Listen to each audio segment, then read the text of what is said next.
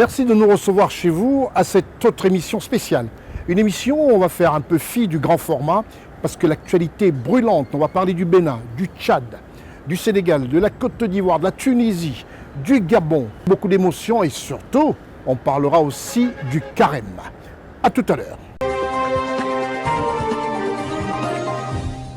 Nous ouvrons ce magazine international d'information politique par le Bénin. Le Bénin où une forte délégation conduite par la secrétaire d'État française auprès de la ministre de l'Europe ont été reçus en audience par le président de la République béninoise, son Excellence Patrick Talon. Ensemble, les deux personnalités ont discuté sur des sujets de coopération internationale, surtout entre la France et le Bénin, des sujets qui touchent la sécurité, la formation des jeunes, le développement, bref, tout ce qui touche l'émergence du Bénin. Raoul Sonkoué. La secrétaire d'État française auprès de la ministre de l'Europe et des Affaires étrangères chargée du développement de la francophonie et des partenaires internationaux, à la tête d'une forte délégation, effectue une visite de travail au Bénin depuis le mercredi 29 mars 2023. Madame Chrysoula Zakharopoulou a été reçue en audience le 30 mars 2023 au palais de la Marina par le président de la République du Bénin, son Excellence Patrice Talon. Avec le chef de l'État béninois, la secrétaire d'État auprès de la ministre de l'Europe et des Affaires étrangères a fait un point du suivi des engagements pris par le président de la République française, son Excellence Emmanuel Macron, lors de sa visite au Bénin le 27 et le 28 juillet 2022, pour une redynamisation de la coopération entre les deux États. Il s'agit notamment de la coopération culturelle, du développement du tourisme, de la formation technique et professionnelle. Je peux dire que le partenariat avec le Bénin, c'est aujourd'hui un modèle de notre nouveau partenariat avec le continent africain. C'est exactement ça que le président Macron a voulu créer et je trouve qu'entre les deux pays, exactement, on voit ce beau partenariat dans le respect réciproque et dans l'envie réciproque de faire ensemble. On a discuté avec le président Talon sur les différents dossiers, en commençant bien sûr par la question de sécurité et de défense, pour laquelle nous luttons tous contre le terrorisme, et la coopération entre le Bénin et la France devient chaque jour plus concrète. Tout d'abord, on a beaucoup de choses que nous faisons ensemble dans la formation, dans le domaine des équipements, dans le domaine des renseignements, nous travaillons ensemble. Et ensuite, on a parlé bien sûr un peu de toutes les relations avec les pays voisins. Et ensuite, nous avons parlé beaucoup sur des grands sujets de notre coopération, la question de la formation professionnelle, qui est vraiment un sujet qui est très cher au président Talon. Et je trouve que la création de l'emploi des jeunes nécessite une formation en amont qui est bien. Et voilà, nous avançons ensemble selon les rythmes que nous avons fixés pour la construction de 12 lycées agricoles on fait un partenariat entre les ADET et l'AFD. La France Éducation Internationale, qui a été choisie comme prestataire par l'ADET pour la création d'une demi-douzaine d'écoles de métiers dédiées aux filières telles par exemple que l'énergie, le numérique, BTP. Et après, il y a une autre coopération entre les projets phares de CME City et de plusieurs établissements d'enseignement supérieur français parmi les plus prestigieux comme la Sorbonne et l'Université de Champagne qui étaient ici à Cotonou et qui travaillaient ensemble. Et à la fin, bien sûr, nous avons discuté beaucoup sur les questions culturelles. Cette relation de notre pays il a commencé avec la restitution des 26 trésors royaux d'Abomey et ça continue aujourd'hui avec les formidables projets des quartiers culturels et créatifs de Cotonou où nous allons devoir inventer un nouveau institut franco-béninois, une ville de résidence d'artistes, les musées d'art contemporain. Nous sommes vraiment très honorés de travailler avec vous. Nous sommes honorés d'être choisis. Et voilà, nous sommes toujours des pays amis et nous sommes en phase sur tous ces projets, mais surtout, on est en phase et alliés pour faire face aux grands enjeux de ce monde, la paix, tout d'abord, le climat, la question de biodiversité, la question de santé mondiale. Les sujets débattus au cours de cet entretien constituent la manifestation de la nouvelle vision du partenariat entre la France et les pays africains défendue par le président de la République française, son Excellence Emmanuel Macron. Vision axée sur la jeunesse, l'innovation et la culture. Étaient présents à cette audience le ministre d'État, ministre de l'économie et des finances, M. Romuald Vadani, et le ministre des Affaires étrangères et de la coopération, Aurélien Arbénoncy. Le projet de Porte-Nouveau Ville Verte, qui est soutenu par l'AFD, donc il y a une institution française, comme vous le savez, et voilà les progrès qui sont faits, elle a évoqué tout à l'heure les questions du climat, les questions de la biodiversité et la question de mobilité. C'est tout cela aussi qui est concrétisé dans le projet de Porte-Nouveau Ville Verte. L'autre volet de cet entretien avec le président de la République du Bénin, son Excellence Patrice Talon, est la situation sécuritaire dans les pays du Golfe de Guinée.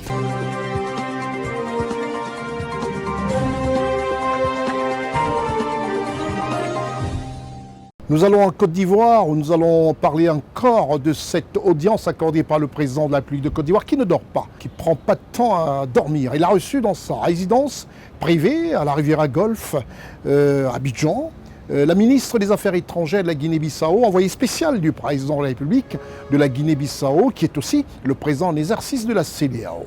Reportage Koulibaly Ousmane, Muriel Kouakou.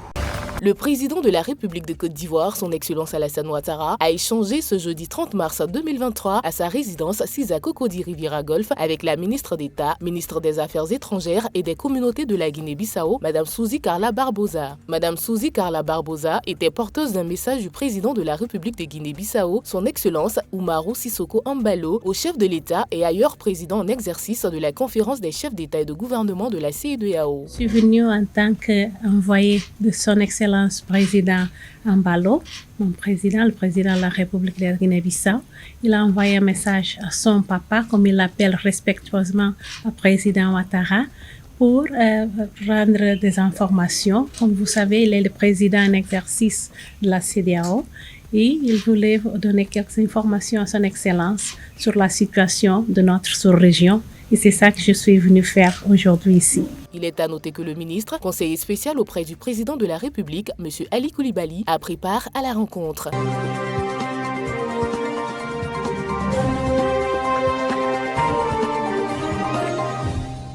Nous allons au Tchad pour cette ambiance toujours paisible, une communion entre les chefs d'État et ses populations. Et ce fut le cas pour le président de transition du Tchad, le général Mahamat Idriss Déby Itno, qui a effectué un petit voyage en Djaras, dans cette région du Tchad, où il a été accueilli par des populations en joie. C'est un moment de bonheur. Reportage Raoul Sankoué. Depuis son inauguration, l'aéroport international Maréchal Idriss Déby Itno d'Amdjeras accueille pour la première fois un hôte de marque en la personne du président de transition, le général Mahamat Idriss Déby Itno. L'arrivée du chef de l'État a donné lieu à une grande mobilisation des autorités et de la population qui ont tenu à réserver un accueil digne au président de la République dont l'avion a atterri à 16h30. Toute la ville d'Amdjeras et dans une certaine mesure, toute la province s'était mobilisée. Du civil au militaire, en passant par le coutumier, toute l'élite était là.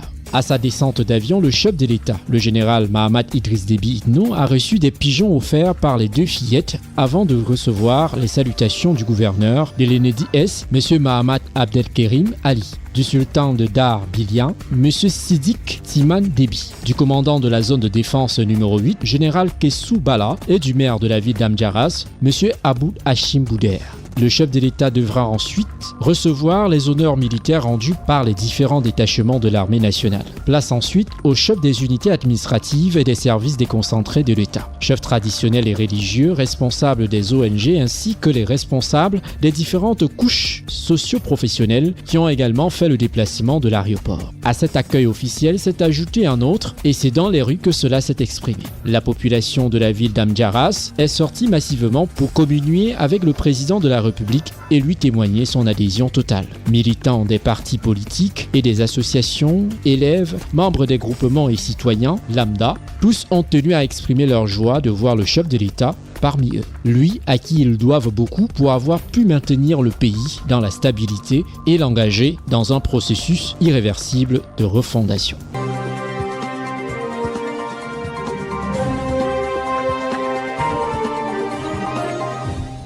C'est un ballet diplomatique que la Côte d'Ivoire a vécu une semaine très mouvementée. En effet, sont arrivés de part et d'autre sur pratiquement plusieurs pays d'Afrique, mais une forte délégation parlementaire française conduite par la présidente de l'Assemblée nationale française, Mme Yaël Braun-Pivet, ont été reçus par le président de la République de Côte d'Ivoire, son Excellence Alassane Ouattara, en sa résidence privée de la Riviera Golf à Abidjan. Ensemble, ils ont échangé, ils ont parlé de nombreuses choses et ces parlementaires ont d'ailleurs été séduits par la Côte d'Ivoire. Cette délégation française était en compagnie de l'honorable Adama Bictogo, président de l'Assemblée nationale de Côte d'Ivoire. Reportage, Koulibaly Ousmana et Muriel Kakou.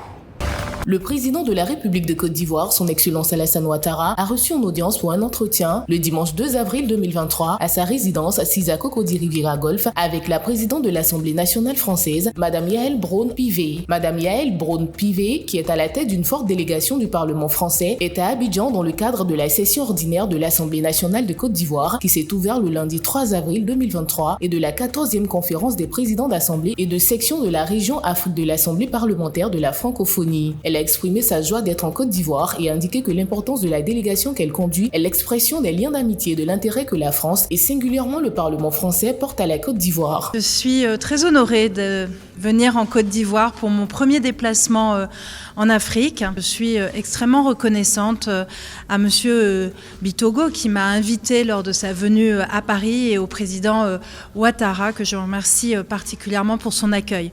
J'ai le bonheur et également l'honneur de conduire une délégation du Parlement français. L'importance de cette délégation montre les liens d'amitié et l'intérêt que la France, et singulièrement le Parlement français, porte à la Côte d'Ivoire. À l'initiative du président Ouattara, comme vous le savez, l'année 2023 a été déclarée année de la jeunesse.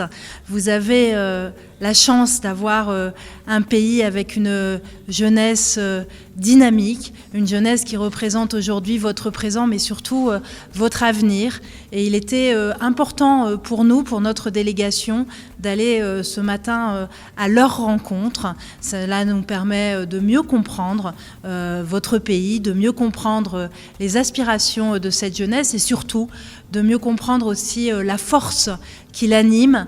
Et donc nous savons que la Côte d'Ivoire, forte de cette jeunesse engagée, forte de ses atouts, est un pays qui a un avenir radieux. Monsieur le Président, vous pouvez compter sur notre soutien indéfectible dans une politique de coopération, de co-construction, de partenariat que nous sommes en train d'inventer. Il est à noter que le président de l'Assemblée nationale de Côte d'Ivoire, l'honorable Adama Bictogo, et des membres du cabinet présidentiel ont pris part à la rencontre.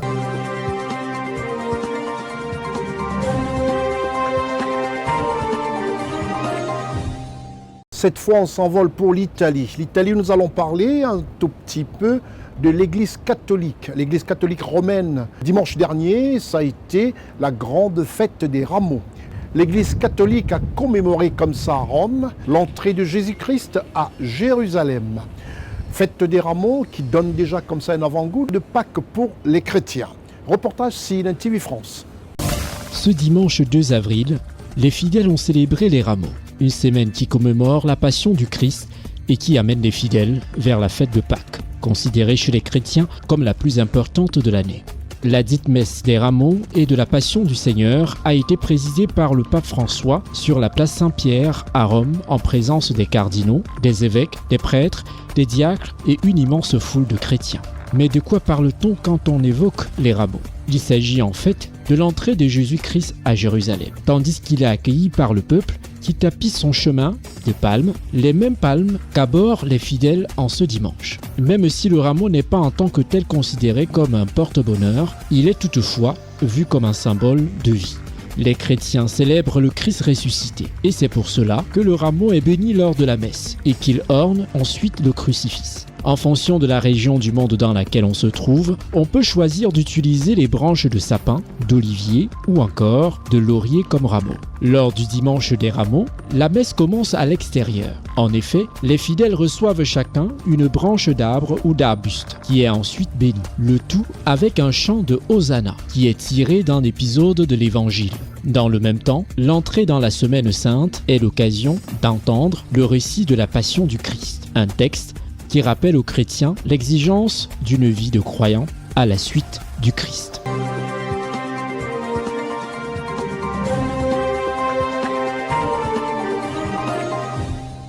Le Sénégal, malgré tout ce qui bouge au Sénégal, le président Macky Sall tient le cap, et le bon cap. Il faudrait tout simplement rassurer les uns et les autres qu'il ne s'agit pas de faire beaucoup de bruit, mais il s'agit de poser des actes pour le bonheur d'un peuple, puisque dans cette émission, nous évoquons surtout les prouesses de nos chefs d'État. Le corps diplomatique a salué les prouesses du président de la République du Sénégal, son Excellence Macky Sall, depuis qu'il est à la tête de l'Union africaine, qui affiche un bilan positif. Raoul Sankoué.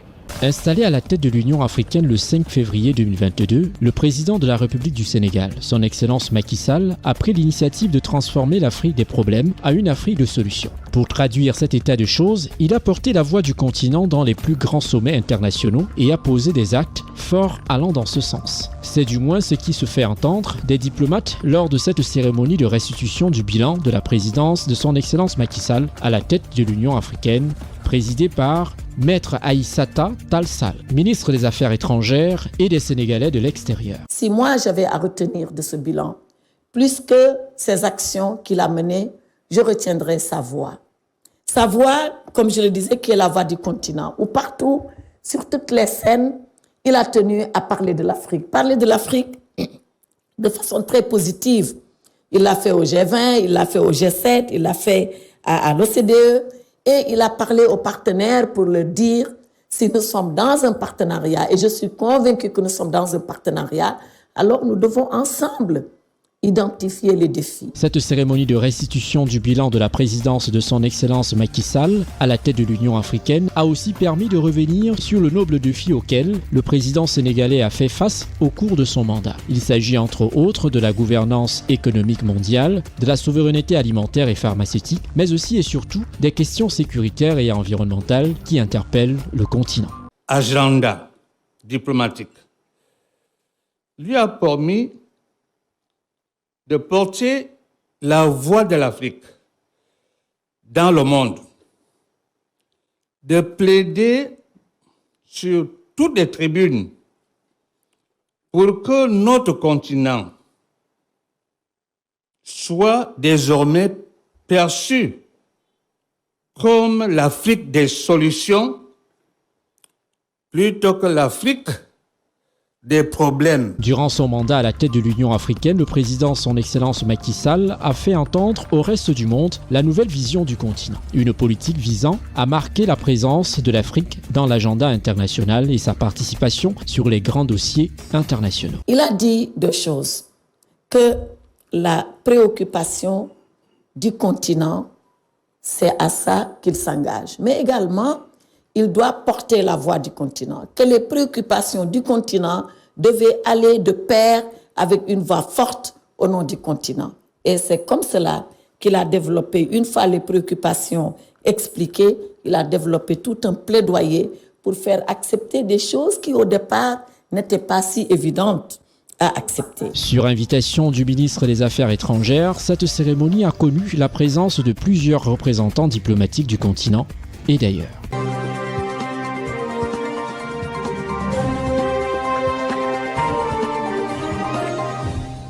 Il y a certains événements qui font très très mal aux Africains noirs que nous sommes et qu'on n'aimerait plus vivre en Afrique. C'est d'ailleurs l'occasion de parler de la Tunisie.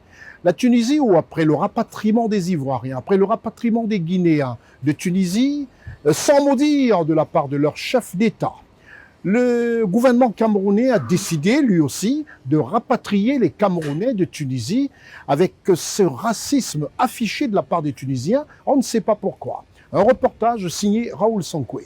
L'ambassade du Cameroun en Tunisie a déclaré via un communiqué officiel le rapatriement volontaire des ressortissants camerounais résidant en Tunisie ayant confirmé leur volonté de retourner au Cameroun.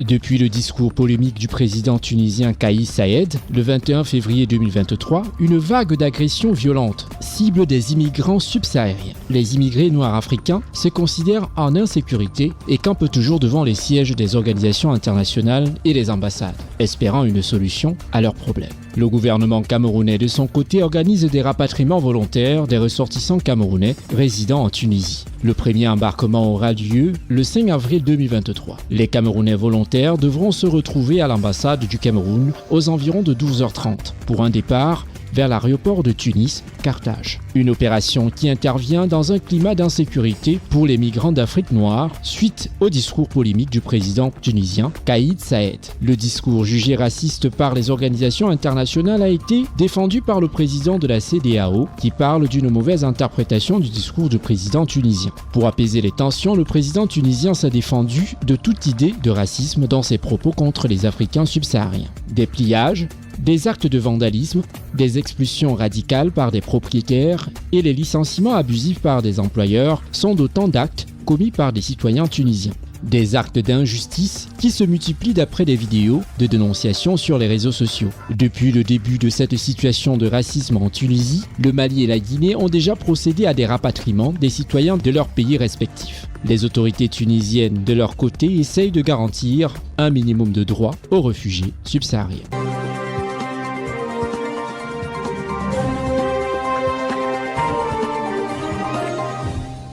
Qu'est-ce que c'est triste de voir ces types d'images de rapatriement de certains Africains noirs de leur continent africain.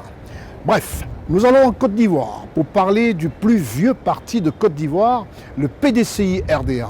Le PDCI s'est mobilisé au 7e congrès extraordinaire de ce parti, avec une présence très remarquée du président du COGEP, invité par le président du PDCI-RDA, M. Henri Konan Bédié. L'arrivée de Blé Goudé nous a rappelé la première visite de Barack Obama à Chicago. Après son investiture, où Blé Goudé, plus populaire que jamais, président du COGEP, a été accueilli par les militants du PDCI comme pour dire « Eh oui, la démocratie est une chose vraie en Côte d'Ivoire ». D'autant plus qu'au précédent numéro, le président de la République son Excellence Alassane Ouattara, qui était en visioconférence dans ce sommet sur la démocratie avec les États-Unis et nombreux de ses compères, avait précisé qu'en Côte d'Ivoire, la démocratie est très avancée. On le voit avec cette arrivée de Blé Goudé, avec tous les partis représentés à ce congrès du PDCI RDA, présidé par l'inamovible Henri Konan Bédié. On se regarde ce reportage qui porte la griffe de Koulibaly Ousmane et de Muriel Kouakou. Invité par le président du PDCI-RDA, Charles Blé Goudé a créé une attraction particulière, créant l'euphorie auprès des militants du PDCI-RDA, ainsi qu'un accueil chaleureux que lui ont réservé les cadres du PDCI, au rang desquels le maire du Plateau, le quartier administratif d'Abidjan. Ce jeudi 30 mars 2023, les militants du PDCI-RDA ont pris d'assaut le siège du parti Cocody-Saint-Jean pour la 7e session extraordinaire du congrès du PDCI-RDA. Ils sont arrivés des 4 coins de la Côte d'Ivoire pour communier avec le président Henri Konan Bédié. À l'intérieur, assis sagement et tous vêtus aux couleurs du PDCI-RDA. L'on a assisté à une ruée des militants qui se sont empressés pour le retrait de leurs mandats et badges. Le comité d'organisation a réussi son pari avec brio. Une qualité d'accueil des congressistes qui sont visiblement satisfaits et fiers d'appartenir au PDCI-RDA, la plus vieille formation politique de Côte d'Ivoire. Je vois qu'il y a beaucoup d'engouement. Le monde est là. Il y a une organisation qui a été mise en place. Je sais qu'elle sera performante et nous espérons pouvoir faire un congrès qui soit en fait une fête. Et ce congrès doit être le début, marquer le début d'un renouveau du PDCI en termes de cohésion, en termes de stratégie performante et en termes de victoire. L'impression, c'est qu'on sent que les militants ont envie de se retrouver. Donc le caractère festif déjà prend le pas sur vraiment l'événement. Cela augure une bonne ambiance et au sortir de ce congrès extraordinaire, le PDC va se projeter vers l'organisation du congrès ordinaire pour que la nouvelle vision du parti qui sera axée sur les résultats, on pourra à partir de là faire en sorte que les valeurs qui ont toujours incarné le PDCI RDA, qu'on puisse les partager avec les Ivoiriens. Je dirais déjà dans la cour, dans le rang, que c'est phénoménal. Et nous sentons que dans le PDCI, il y a de bonnes choses à attendre. Nous sommes restés déjà 20 ans dans l'opposition. Et cela donne à toute la population, je dirais, ivoirienne, pour ne pas dire la population du PDCI, à vouloir accéder à l'exécutif. Et chacun est engagé. Le PDCI reste un parti fort, vu la mobilisation. Quand on voit les gens qui sont dehors, ceux qui sont dans l'enceinte, c'est que le PDCI, je ne peux pas dire encore de bon reste, mais encore vivant dans l'esprit des Ivoiriens. Confiant pour les batailles à venir. C'est toujours bien que le PDCI, que les militants du PDCI se rassemblent, mais surtout on attend quoi de ce congrès? Au sortir de ce congrès, le PDCI doit se retrouver pour l'unité des membres du PDCI. On s'est rassemblés dans l'optique de 2025. Nous sommes arrivés aujourd'hui sur convocation du président Aimé Henri Konan Bédié, le président du parti, pour venir assister à la cérémonie, au congrès, à la session extraordinaire du congrès qui doit mettre le PDCI en conformité avec ses tests. C'est pourquoi nous sommes là. Aujourd'hui, c'est un jour extraordinaire.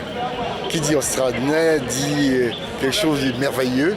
On s'attend à des grandes choses, à des choses extraordinaires, en raison de la sagesse du président Henri Konan Bédié, qui a lui-même piloté ce congrès extraordinaire. Donc c'est la joie, la gaieté. Vous voyez, ça bouillonne un peu par-ci, par-là. C'est qu'on ne s'attend rien d'extraordinaire qui ne soit pas au-dessus des capacités du PDCI. Avec Henri Konan Bédié, la sagesse, tout est possible dans le bon sens pour le développement de la Côte d'Ivoire. Très extraordinaire, c'est une très bonne impression dans la mesure où est-ce que l'organisation est vraiment au rendez-vous. Il y a énormément de participants. Les partis politiques invités ont été présents. Et je sais que ce congrès sera réellement une réussite. Les objectifs de ce congrès étant de mettre à jour certains statuts du PDCI-RDA et notamment modifier l'article 54 qui concerne la taille du bureau politique, le but étant de pouvoir intégrer plus de militants au sein de cet organe. À 88 ans, Henri Konan Bédié rempile pour un énième mandat à la tête de son parti politique qu'il dirige depuis le décès, le 7 décembre 1993, de Félix Houphouët-Boigny. Le Sphinx de Daoukro est toujours à la manœuvre. Tous les regards sont tournés vers les élections locales prévues pour fin 2023. C'est d'ailleurs dans cette perspective que s'inscrit le thème du congrès qui était ainsi libellé PDCI-RDA, enjeux et défis nouveaux, attitudes nouvelles, cap sur 2025. Le président Henri Konan Bédié, à l'occasion de l'ouverture de ce 7e congrès du PDCI-RDA, n'a pas manqué de rappeler cet important enjeu dans son discours d'ouverture. Je salue la présence remarquée des représentants des partis politiques nationaux, le PPACI, le RHDP, le FPI, l'UDPCI, l'URD, le RPP, le MGC, le MEFA, le COGEP. Le PDCI-RDA, parti de l'indépendance de la Côte d'Ivoire, qui a construit patiemment les bases solides des relations diplomatiques et consulaires entre la Côte d'Ivoire et la quasi-totalité des pays et institutions internationales accréditées en Côte d'Ivoire, entend poursuivre et renforcer avec chacun d'entre vous la dynamique coopération multiforme. Le PDCI ne trahit jamais ses amitiés. Nous voici au rendez-vous de la 7e session extraordinaire du congrès du PDCI-RDA, un congrès attendu de tous. Les membres statutaires du PDCI-RDA ont endossé la motion du bureau politique du 29 septembre 2022 tenue à Daoukro, faisant du président Rico Nambédié le candidat unique à la présidence du PDCI-RDA au 8e congrès ordinaire qui aura lieu en juin prochain.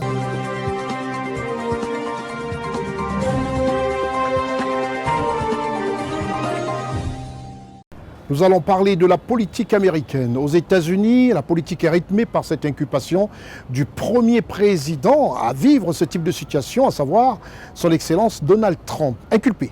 Ses partisans refusent de croire à ce type de situation et crient au scandale, crient tout simplement à la grosse machination politique pour empêcher leur candidat à se lancer pour une prochaine course à la Maison-Blanche. Raoul Sonkwe. Voici Alvin Bragg, attendu par la presse aux sorties du tribunal de Manhattan. Le procureur progressiste de New York poursuit Donald Trump, l'ex-président des États-Unis, devant les tribunaux. Pour la première fois, un ancien président américain a été inculpé au pénal par un grand jury formé à New York. L'enquête concerne la façon dont Donald Trump, à l'approche des élections présidentielles de 2016, avait acheté à $130 000 le silence de Stormy Daniels, une actrice de films pour adultes avec laquelle il aurait eu des relations sexuelles en 2006. Une dépense que l'ex-président des États-Unis aurait fait passer pour des frais de campagne, ce qui constitue une violation du code de financement électoral. La presse américaine a révélé l'information le 30 mars dernier, ce qui a provoqué une déflagration politique. Les opposants de Donald Trump se réjouissent de cette situation. On peut lire sur cette banderole « L'instant est venu » ou encore « Donald Trump est fini ». Je scrutais chaque jour qui passait en espérant cette inculpation. Et je voulais la voir de mes propres yeux et pouvoir la raconter. Face à de telles accusations, Donald Trump nie tout en bloc. Une situation qu'il qualifie dans un communiqué d'une persécution politique et l'ingérence dans l'élection. L'ex-président des États-Unis d'Amérique parle également d'une chasse aux sorcières qui va se retourner en grande pompe contre l'actuel président Joe Biden. Devant sa résidence en Floride, de nombreux supporters lui apportent déjà leur soutien. On doit continuer à se battre pour Trump parce qu'ils vont continuer à s'en prendre à lui, parce qu'ils savent qu'il peut battre n'importe quel démocrate à la présidentielle. C'est un crime qui se produit en ce moment. Ça ne devrait pas pouvoir exister. Le procureur de New York n'est qu'une marionnette.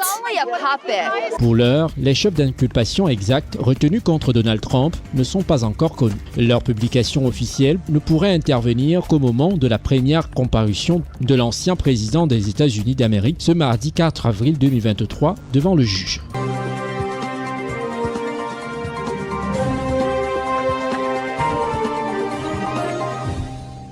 La Côte d'Ivoire a été rythmée cette semaine par la venue des parlementaires et représentants de 26 pays africains. Ils étaient tous en Côte d'Ivoire.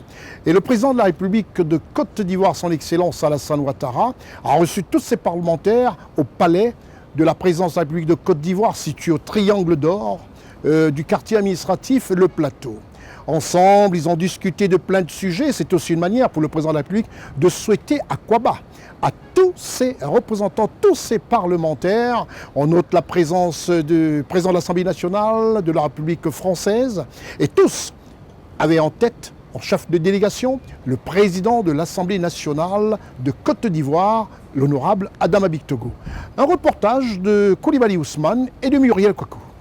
Le président de la République de Côte d'Ivoire, son Excellence Alassane Ouattara, a échangé ce lundi 3 avril 2023 au palais de la présidence de la République avec les présidents d'Assemblée nationale présents à Abidjan dans le cadre de la tenue ce lundi 3 avril 2023 de la 14e conférence des présidents de Parlement de la région Afrique de l'Assemblée parlementaire de la francophonie, lequel événement était couplé avec la cérémonie d'ouverture de la session ordinaire 2023 de l'Assemblée nationale de Côte d'Ivoire. La porte-parole de la délégation, Madame Yael Braun-Pivet, présidente de l'Assemblée nationale française, s'est réjouie de cet entretien qui a permis d'évoquer le dialogue entre les peuples, une volonté commune partagée par les parlementaires et les autorités gouvernementales. À l'invitation du président Bictogo, il y avait aujourd'hui à l'Assemblée nationale ivoirienne 26 pays représentés avec de très nombreux présidents d'assemblée. Et nous venons d'échanger sur le fait que ce qui était très important pour nous, et peut-être au-delà de tout, c'est le dialogue entre les peuples et que nous partageons tous, que nous soyons parlementaires ou autorités gouvernementales ou présidentielles, cette volonté commune d'agir au nom de nos concitoyens, d'agir pour eux dans l'intérêt général et que pour ce faire, nous devons toujours privilégier le dialogue entre les peuples, privilégier la concertation, privilégier la co-construction, privilégier un nouveau partenariat. Et donc c'est tout cela que nous venons de partager avec le président Ouattara qui nous a rappelé à quel point son pays, la Côte d'Ivoire, était honoré aujourd'hui de recevoir autant de présidents de parlement amis et frères. Pour terminer, la présidente de l'Assemblée nationale française a exprimé sa gratitude aux autorités ivoiriennes pour leur hospitalité et toutes les marques d'attention dont elle et sa délégation ont bénéficié depuis leur arrivée en Côte d'Ivoire. Il est à noter que le ministre, directeur de cabinet du président de la République, M. Fidel Sarasoro, et la secrétaire générale adjointe de la présidence de la République, Mme Masséré Touré-Koné, ont pris part à cet entretien.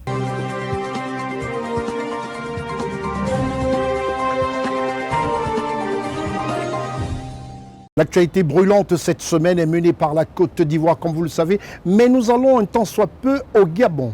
Au Gabon, où vous savez que la Cour constitutionnelle gabonaise, tous les membres, les conseillers membres de la Cour constitutionnelle gabonaise, comme un seul homme, avec en tête de file leur président, le président de la Cour constitutionnelle gabonaise, ont décidé de lancer quelque chose qui fait du baume au cœur à tous les Gabonais. Ils ont lancé tout simplement un système de sensibilisation, une campagne de sensibilisation à travers tout le territoire national.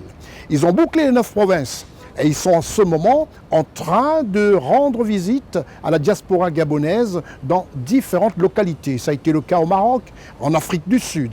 Mais avant, elle n'est de tout repos. Le président de la Cour constitutionnelle gabonaise, Mme Marie-Madeleine Boranso, a reçu la coordinatrice des systèmes des Nations Unies au Palais de la Constitution au Gabon. Reportage Teddy Ossé et Charlotte Abdoulaye. Le mardi 4 avril 2023, le docteur Marie-Madeleine Boranso, président de la Cour constitutionnelle gabonaise, recevait en audience la coordinatrice résidente du système des Nations Unies au Gabon, Mme Savina Emazari. C'est au salon Simo Oyono Abba du Palais de la Constitution que s'est tenue cette première rencontre entre les deux personnalités. La diplomate onusienne est venue faire à la présidente de la haute juridiction gabonaise une revue de l'ensemble des activités et des domaines d'intervention de son organisme au Gabon. Ce panorama multisectoriel intègre le renforcement de la gouvernance, le respect des droits humains, le soutien accentué à l'économie bleue et verte et qui prend en compte les espaces marins et le bassin forestier, et à cela il faut ajouter les mécanismes de création d'emplois en direction des jeunes et des femmes, de même qu'un accompagnement et une assistance soutenue envers les personnes fragiles. En retour, le docteur Marie-Madeleine Boranso, président de la Cour constitutionnelle gabonaise, s'est fait le devoir d'expliquer à son hôte du jour, en présence des conseillers membres de la haute juridiction gabonaise, le rôle de la Cour constitutionnelle dans ses missions de régulation du fonctionnement des institutions et aussi des activités des pouvoirs publics. La Cour constitutionnelle gabonaise, de par son rôle de gardienne suprême des lois, veille également à la fluidité et à la cohésion du lien social. Au sortir de cet entretien chaleureux et riche d'enseignements, la coordinatrice résidente du système des Nations Unies donne ici les détails et trace les perspectives. La présidente de la Cour constitutionnelle gabonaise m'a fait le point du rôle et des activités de cette importante institution républicaine. Et nous avons beaucoup appris. Nous avons également fait part des activités des Nations Unies sur 3 piliers stratégiques du plan cadre de coopération que nous venons d'entamer avec les autorités gabonaises et qui sera exécuté sur les prochaines 5 années. La signature du livre d'or de la Cour constitutionnelle par la diplomate onusienne Mme Savina Emazari a été le clou de cette visite dont elle gardera à coup sûr un moment très enrichissant.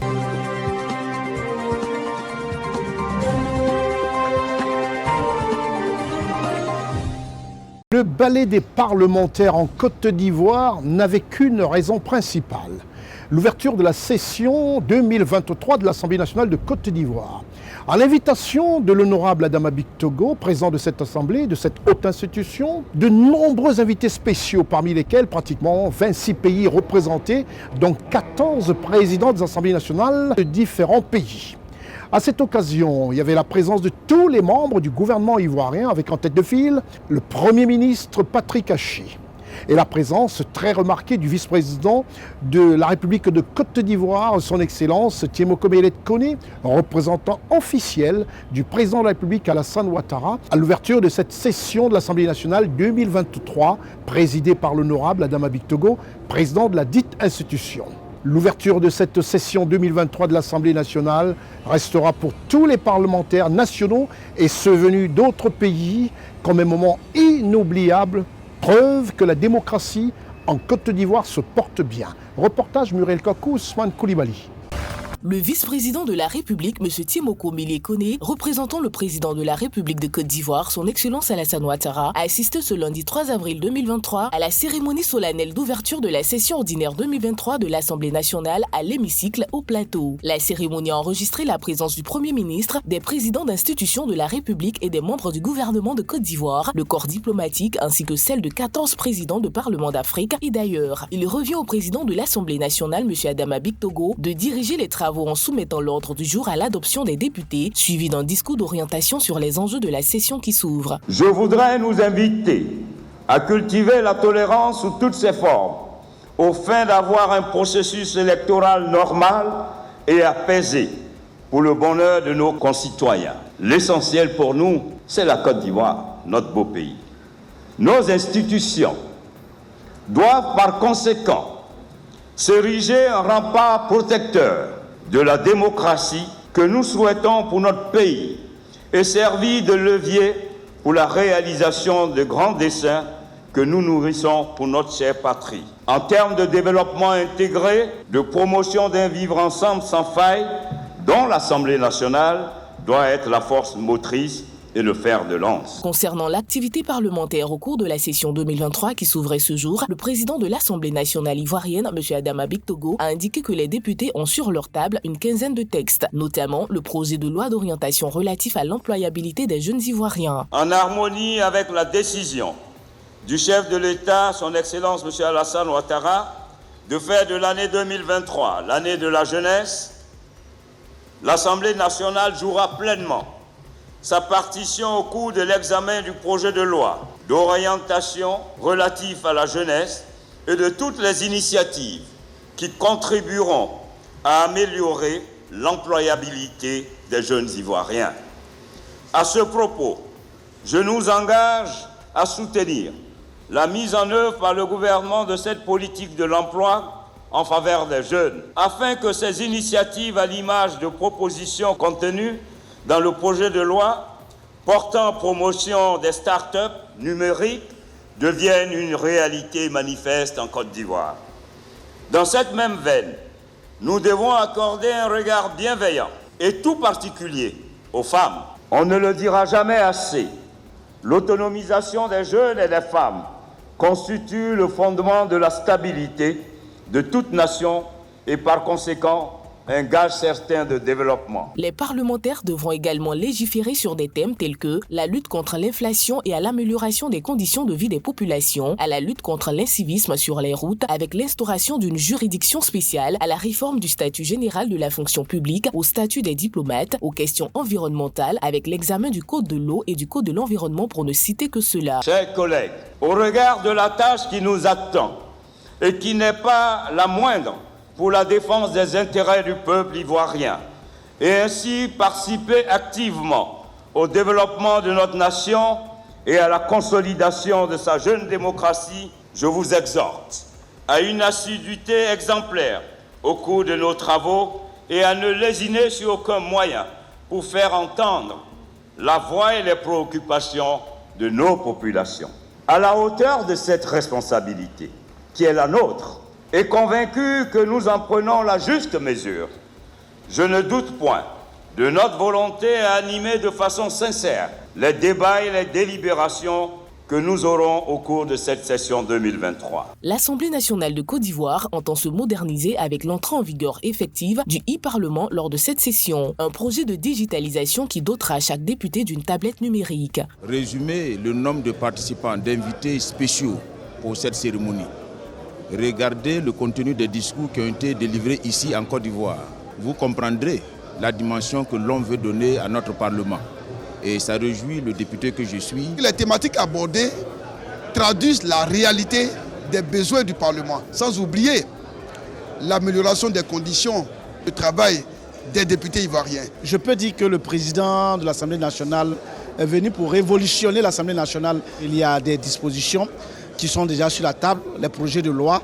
Nous pensons que nous allons les étudier et faire en sorte d'adopter des lois dans le sens de l'orientation pour le bien-être des Ivoiriens. Le président de la République a décrété cette année 2023 année de la jeunesse.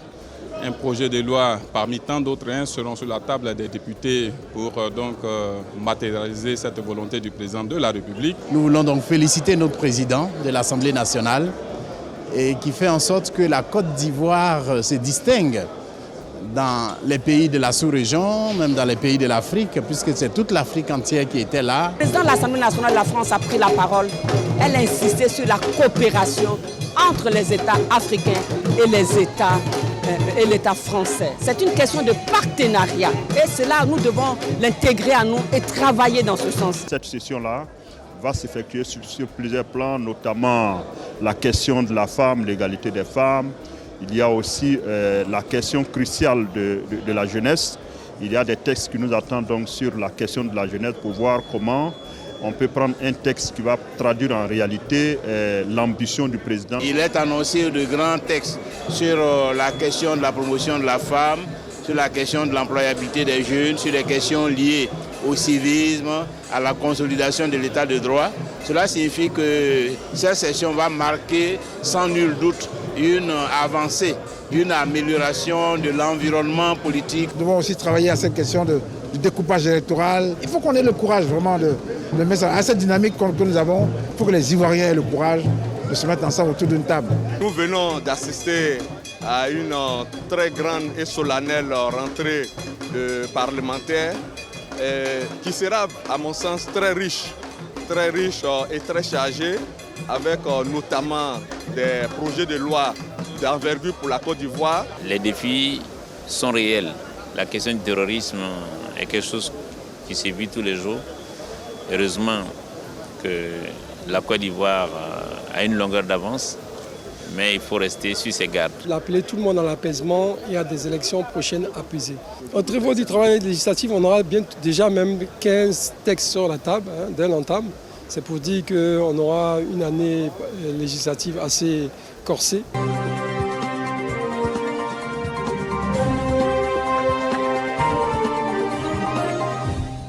Au Gabon, le palais des sports a fait salle comble.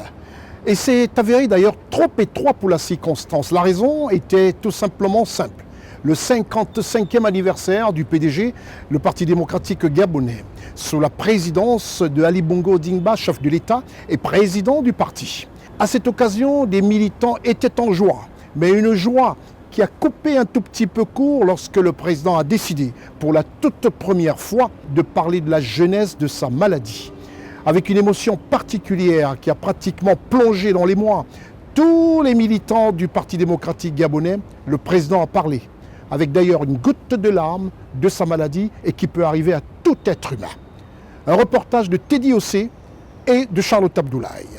Dans un palais des sports plein à craquer et dans une ambiance survoltée, les militants du PDG se sont réunis pour célébrer en grande pompe le 55e anniversaire du parti, en compagnie de son Excellence Ali Bongo Ondimba, président de la République gabonaise et par ailleurs président du Parti démocratique gabonais. Les militants du PDG ont eu la primeur d'entendre son Excellence Ali Bongo Ondimba parler à cœur ouvert de sa maladie. Ce matin-là, j'ai eu des réunions avec des chefs d'État.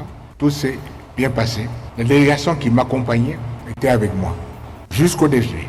Au déjeuner, ils m'ont quitté parce qu'ils allaient dans la salle où je devais me rendre. Je vais retrouver aussi le président du Sénégal. Tous les deux, nous participions à une émission et nous allons commenter un certain nombre de choses. Tout ça qui devait faire en sorte que les uns et les autres comprennent pourquoi nous participions à cette émission et surtout pour l'Arabie Saoudite. Et donc je me suis retrouvé seul à table parce que les autres étaient descendus. Et là, j'ai été victime d'un accident. Cet accident s'est produit il y a 5 ans à Riyad, laissant les Gabonais dans un désespoir total. Conscient que sa guérison est une grâce, le chef de l'État gabonais, son Excellence Ali Bongo Ondimba, du haut de son pupitre ce 2 avril 2023, a remercié le Tout-Puissant qui lui a permis de profiter de l'amour de sa famille et du peuple gabonais. Je suis chanceux. Il y a à peine 10% à peine qui revivent après ça. C'est une bénédiction de Dieu. Et Dieu a voulu que je survive pour rester au contact des populations et faire ce que je peux. Un moment marqué d'émotion, l'exactitude et l'harmonie des propos ont amené son Excellence Ali Bongo Ondimba à dire merci au roi du Maroc qui a aussi joué un grand rôle dans sa guérison. Le roi, mon frère, notre frère, le roi a tout fait pour moi. J'ai pu bénéficier de tous les soins pour pouvoir petit à petit reprendre mes esprits. Tel un phénix, pour le 55e anniversaire du PDG, son Excellence Ali Bongo Ondimba, en affirmant être un homme béni de Dieu, a dit poursuivre ses engagements en faveur du Gabon.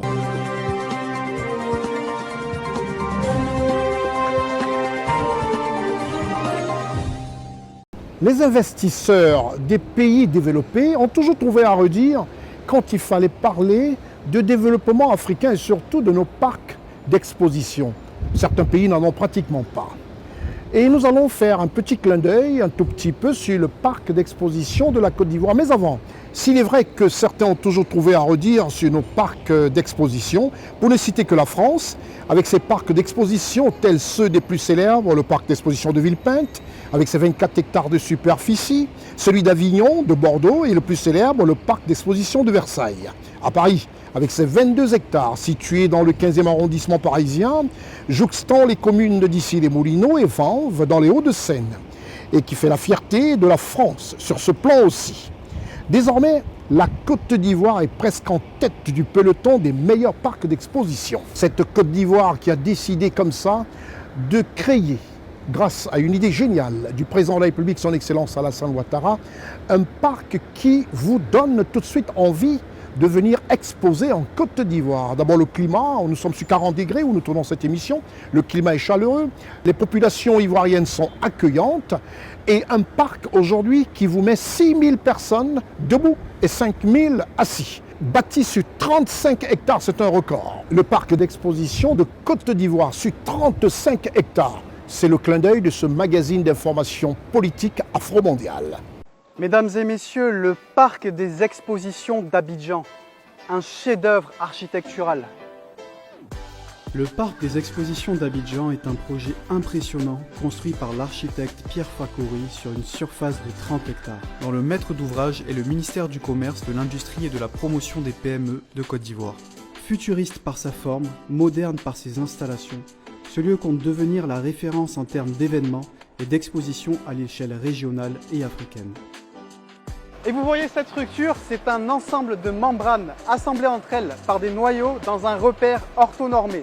En d'autres termes, une prouesse d'ingéniosité. La Côte d'Ivoire se devait de se doter de cette infrastructure, qui est le parc d'exposition d'Abidjan, dont la construction a débuté en février 2020, sera livré en mai 2023. Le parc des expositions d'Abidjan est composé de 3 grands espaces, le Convention Center, le Hall 1 et la Piazza. Ici, on est dans le Convention Center qui fait 14 400 m², qui peut accueillir 5000 personnes assises et 6000 debout. On est à présent dans le Hall 1 du parc des expositions d'Abidjan qui fait 7200 m² et peut accueillir 640 stands d'exposition. La Piazza, c'est 11 000 m² d'exposition à l'air libre. Les différents lieux d'exposition sont parfaitement équipés pour accueillir tout type d'événements. Tout est prévu pour garantir le confort des visiteurs et des exposants, avec du son, des lumières et des équipements et installations de dernière génération. Ce projet voit le jour aujourd'hui grâce à la volonté du chef de l'État, Alassane Ouattara, et offre à la Côte d'Ivoire une plateforme qui permet d'organiser des événements à dimension internationale avec une infrastructure de classe, top classe moderne qui nous permettra d'organiser les événements, qu'ils soient culturels, sportifs, commerciaux et économiques de tout genre. Ce projet présente également quelques aspects pour limiter l'impact environnemental. Le groupe froid par exemple, une technologie de pointe qui permet de traiter et de rafraîchir l'air à base d'eau et non de gaz.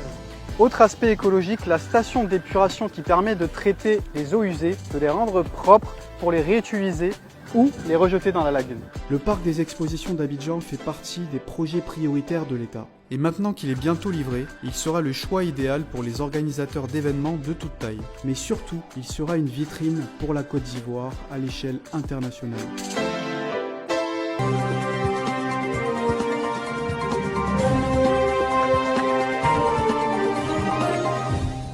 En cette période de carême où le grand maître, le maître de tous les temps, a décidé de prouver le peuple que nous sommes. Parce qu'en ce mois, 15 jours durant, les chrétiens et les musulmans ont partagé ensemble une période de jeûne. Et pour cela, la première dame de la Côte d'Ivoire, Madame Dominique Ouattara, épouse du président de la République, son Excellence Alassane Ouattara, a offert aux démunis, aux musulmans, des dons en vivres pour passer avec beaucoup de bonheur cette période difficile d'observation du jeûne. Près de 130 millions en vivres ont été offerts par la dame au grand cœur, Madame Dominique Ouattara, épouse du président de la République de Côte d'Ivoire. La communauté musulmane de Côte d'Ivoire a reçu ce mercredi 5 avril 2023 des dons de la présidente de la Fondation Children of Africa. C'est un autre soutien de Madame Dominique Ouattara, première dame de la République de Côte d'Ivoire, à la communauté musulmane en cette période de jeûne du Ramadan, après celui apporté à la communauté chrétienne courant mars 2023 pour le carême et la fête de Pâques. Juste vous dire merci.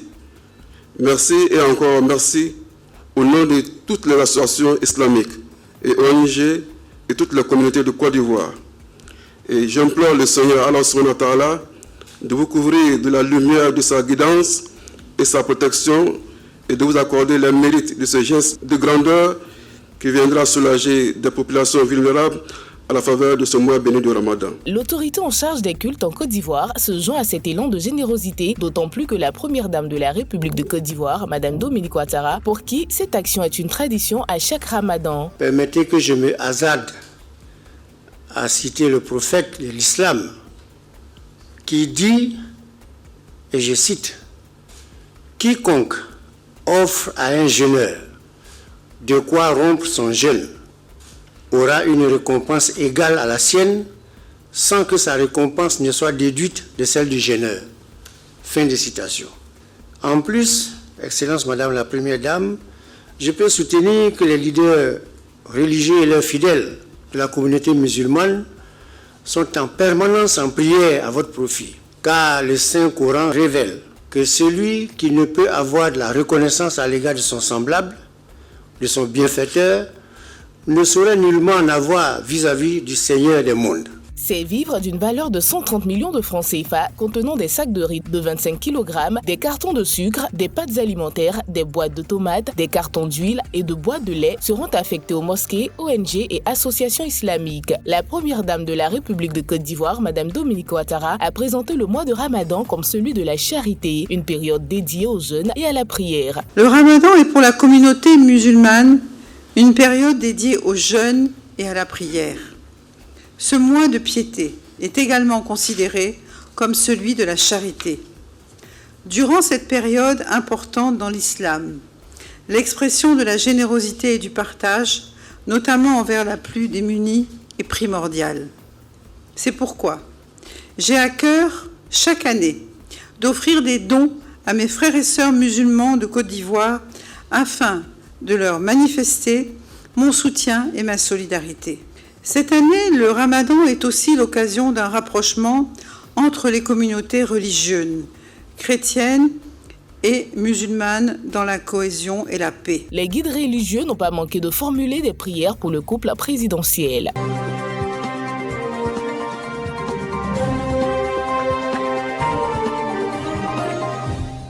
Nous allons boucler ce magazine continental d'information politique par le dernier Conseil des ministres avant la fête de Pâques pour les chrétiens, à qui nous souhaitons déjà joyeuse fête de Pâques. Le Conseil des ministres du gouvernement de la République de Côte d'Ivoire s'est tenu ici même à Abidjan, au plateau, au Triangle d'Or et dans le somptueux palais présidentiel que vous regardez et que vous admirez, et qui porte aussi comme ça la griffe du président Alassane Ouattara. Quel beau palais! C'est dans cette enceinte que s'est tenu ce Conseil des ministres qui a été marqué par des décrets. Les décrets sur le foncier rural, les décrets sur la forêt classée, les décrets sur les marchés publics et beaucoup de déclarations présidées par le chef de l'État ivoirien, son Excellence Alassane Ouattara. Koulibaly Ousmane et Muriel Kouakou ont couvert pour CNN ce Conseil des ministres qui marque aussi la fin de ce magazine d'information politique continentale. A tout de suite. En présence de l'équipe de reportage de CNN, un conseil des ministres s'est tenu le mercredi 5 avril 2023 de 11h à 13h au palais de la présidence de la République de Côte d'Ivoire à Abidjan Plateau, présidé par le chef de l'État ivoirien, président de la République de Côte d'Ivoire, son Excellence Alassane Ouattara. Plusieurs mesures ont été arrêtées au cours de cette rencontre. Au titre du ministère d'État, ministère de l'Agriculture et du Développement rural, en liaison avec le ministère du Budget et du portefeuille de l'État, le Conseil a adopté un décret déterminant les procédures d'immatriculation des terres du domaine foncier rural, prise en application de la loi numéro 428-750 du 23 décembre 1998 relative au domaine foncier rural. Ce décret vise à accélérer les opérations de délimitation des biens fonciers ruraux ainsi que la création des titres de propriété sur les terres du domaine foncier rural. Ce décret organise à cet effet une procédure d'immatriculation simplifiée, mieux adapté aux réalités du milieu rural et propice à une délivrance massive des titres de propriété.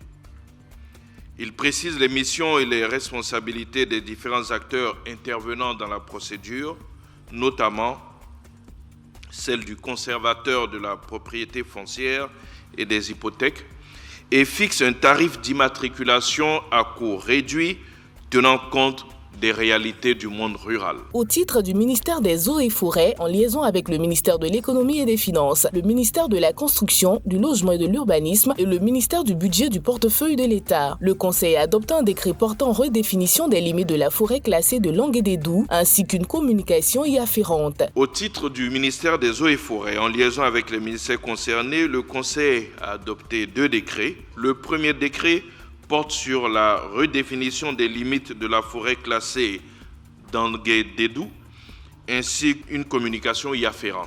Cette mesure s'inscrit dans le cadre de la mise en œuvre d'un programme renforcé de protection de la forêt classée d'Anguédédou, qui, avec la forêt du Banco, joue un rôle majeur dans la qualité de l'environnement urbain du district d'Abidjan, en termes de purification de la ville et de ses environs des polluants atmosphériques liés notamment aux activités industrielles.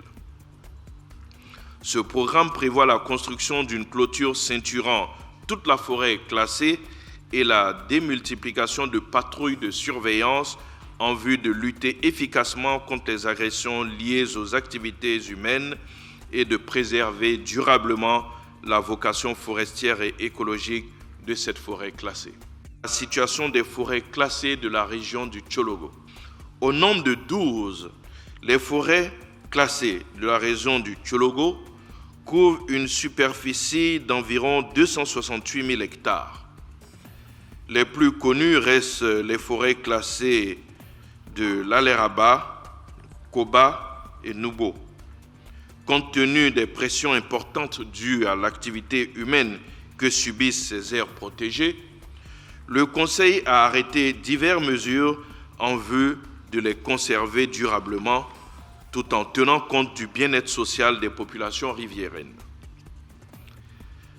La mise en œuvre de ces mesures, estimées à environ 2 milliards de francs CFA, comprend la délimitation de ces forêts classées, la réalisation des plans d'aménagement et le renforcement des actions de surveillance. Au titre du ministère du Budget et du portefeuille de l'État, le Conseil a adopté une communication relative à la situation des opérations de passation des marchés publics au titre de la gestion 2022. Le montant des marchés approuvés à fin décembre 2022 s'élève à 1169 milliards de francs CFA contre 854 milliards à fin décembre 2021, soit une hausse de 36,9%.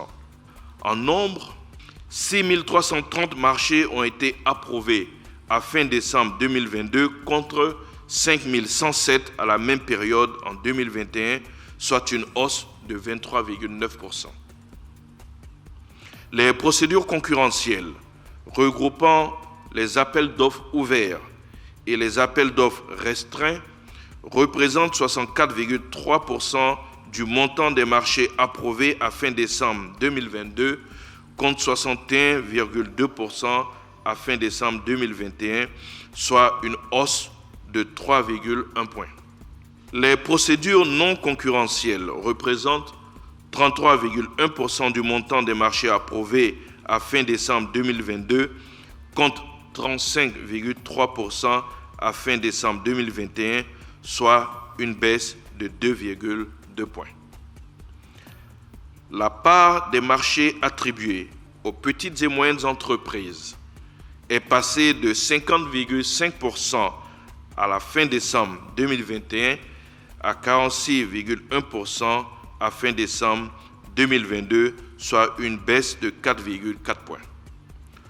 Toutefois, ce taux de participation des PME à la commande publique reste supérieur au seuil minimal réglementaire qui est de 30%. Au titre du ministère de la Solidarité et de la lutte contre la pauvreté, le Conseil a adopté une communication relative à l'adoption des indicateurs nationaux de solidarité et de cohésion sociale actualisés. L'institution des indicateurs nationaux de solidarité vise à doter notre pays d'outils opérationnels pour l'évaluation régulière de l'état de la solidarité et de la cohésion sociale afin d'orienter efficacement la prise de décision en la matière.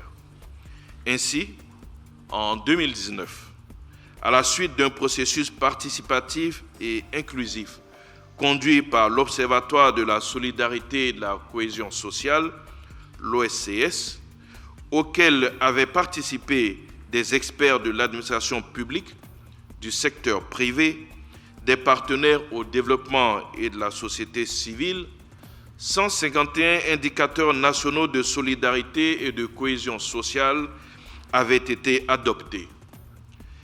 Ces indicateurs ont été actualisés en 2022 au regard des données relevées à la pratique et de certaines contingences sociopolitiques et économiques. À l'issue des travaux, 126 indicateurs nationaux de solidarité et de cohésion sociale ont été validés, dont 97 indicateurs de cohésion sociale et 29 indicateurs de solidarité, contre 114 indicateurs de cohésion sociale et 37 indicateurs de solidarité adoptés en 2019. Ces nouveaux indicateurs seront utilisés pour le calcul de l'indice national de solidarité et de cohésion sociale 2023, correspondant à la valeur de référence des progrès réalisés dans le domaine de la consolidation de la paix. À la fin du Conseil, le chef de l'État ivoirien, son Excellence Alassane Ouattara, a fait une importante déclaration relative à l'invitation du Premier ministre, M. Patrick Achi, au BOAO Forum for Asia, BFA, en Chine et au programme économique et financier conclu avec le Fonds monétaire international, FMI. Le prochain Conseil des ministres aura lieu le 19 avril 2023.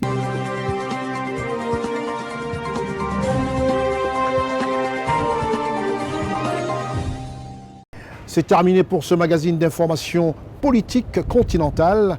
Ils étaient tous présents de cette équipe de reportage ponctuelle sur les toits d'Abidjan. Vaumont Livette, Koulibaly Ousmane et Sen Abdoulaye à la caméra. Le maître d'œuvre qui simplement vous ajuste tout ça n'était autre que Marcel Bassolé, tout en remerciant toute l'équipe.